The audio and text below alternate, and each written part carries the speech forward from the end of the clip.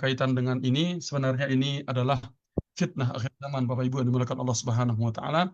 Semoga Allah Subhanahu wa taala menyelamatkan kita, dan fitnah yang akan terjadi ke depannya lebih besar dari apa yang kita bayangkan.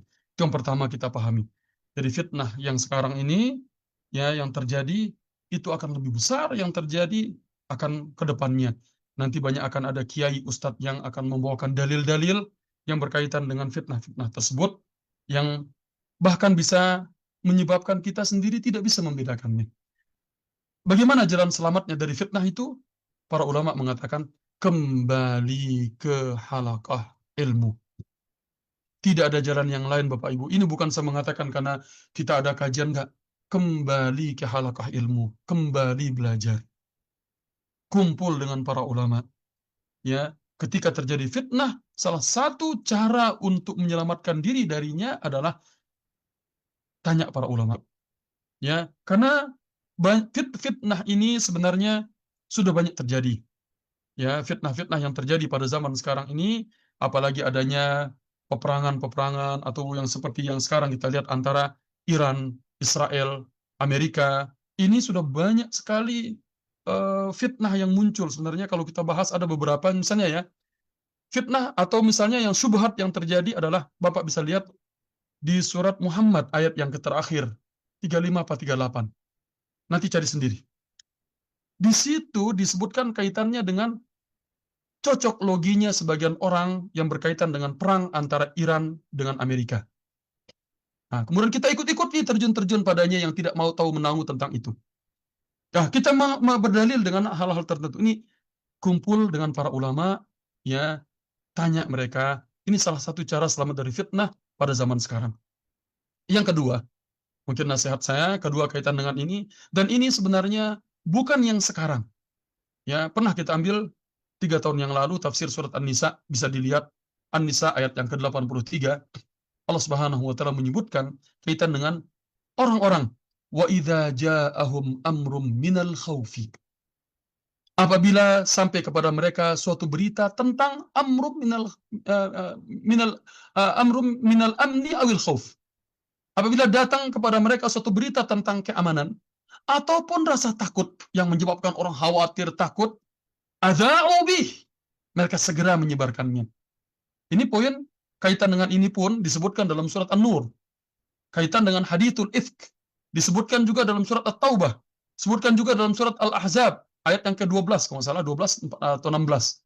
Al-Ahzab 12, kemudian 16 juga. Kaitan dengan masalah menyebarkan hoax, menyebarkan berita-berita. Ustadz, yang aku sebarkan ini real beritanya. Iya, berita-berita tersebut yang kadang-kadang menyebabkan hati kita gundah gulana, yang menyebabkan kita itu tidak tenang, hindari. Terus gimana dengan kita yang kadang-kadang ya tidak bisa tidak mengelakkan diri dari berita itu datang kepada kita? Tidak usah terlalu pedulikan. Ya, cukup misalnya kalau terjadi masalah, ya, lihat berita yang ada dari sumber KBRI mungkin yang lebih akurat. Kalau mereka mengatakan negara masih aman, kita tenangkan diri kita. Jangan banyak spektakulasi, kalau begini nanti bagaimana, kalau seperti ini akan begini. Jangan. Apapun berita-berita yang akan kekhawatiran, jangan cepat-cepat memberitakan sesuatu berita hoax. Dan sudah lebih dari 130 orang ditangkap di Qatar gara-gara penyebar berita hoax.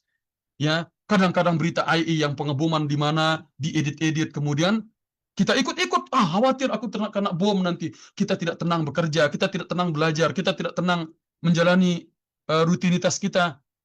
Ini, ya. Jadi jangan kita tahan jari-jari kita ini dari menyebarkan berita-berita itu. Walaupun berita itu benar. Karena itu menyebabkan kekhawatiran. Apalagi kalau beritanya tidak benar. Kayaknya spektakulasi terlalu tinggi.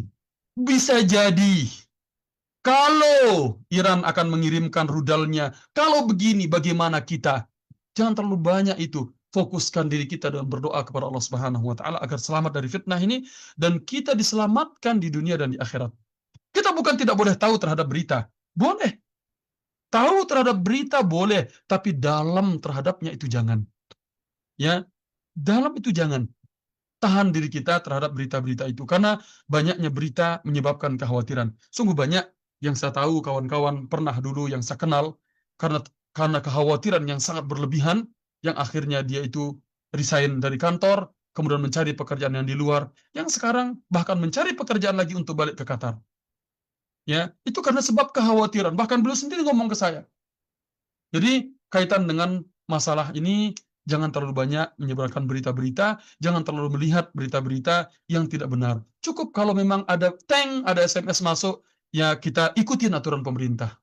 Ya, kalau pemerintah mengatakan sudah aman, aman. Tenangkan diri kita. Banyak berdoa untuk keamanan negeri ini, yang kita mencari rizki padanya. Hindari fitnah, ya, jangan sampai kita terjerumus ke dalam syubhat-syubhat ada. Dan terakhir, Bapak Ibu sekalian, 1 menit lagi, 5:39 di sini. Terakhir, kaitan dengan yang ada pada sekarang ini, kalau seandainya paling pahitnya pemerintah mengatakan kita harus dievakuasi, misalnya kita ikutin aturan pemerintah. Oleh karena itu mengikuti aturan-aturan yang ada itu akan menenangkan diri kita. Jangan terlalu banyak ya terjerumus dengan berita-berita, jangan terlalu banyak kita memberikan kadang-kadang kekhawatiran-kekhawatiran kepada orang lain, ya, yang kemudian kita bahkan khutbah kemarin di Adz-Dzakhirah sama imam, dia mengatakan kesalahan yang terjadi kadang-kadang kekhawatiran itu kalian kemudian memborong makanan, menzalimi orang lain, menyebabkan kenaikan harga. Makanya Qatar sampai memberikan tegas orang yang menaikkan harga sampai ditutup 1 bulan, didenda 1 juta rial. Karena kalau banyak orang memborong, harga akan naik, kemudian menyebabkan ekonomi bisa tidak terkontrol dengan baik. Tapi negara ini sudah melakukan apa yang dilakukan sebaik mungkin. Tinggal kita banyak bersyukur, banyak berdoa. Serahkan kepada Allah Subhanahu wa taala. Ya, kalaupun ternyata ada runtuhan rudal jatuh kepada kita, kita syahid. Ya, berharap kepada Allah Subhanahu wa taala agar kita mati syahid dengan sebab itu. Ya, yang sekarang bagi kita fokuskan amal saleh. Ya, apalagi di akhir-akhir Ramadan ini. Demikian mungkin dari saya, mudah-mudahan bermanfaat sedikit nasihat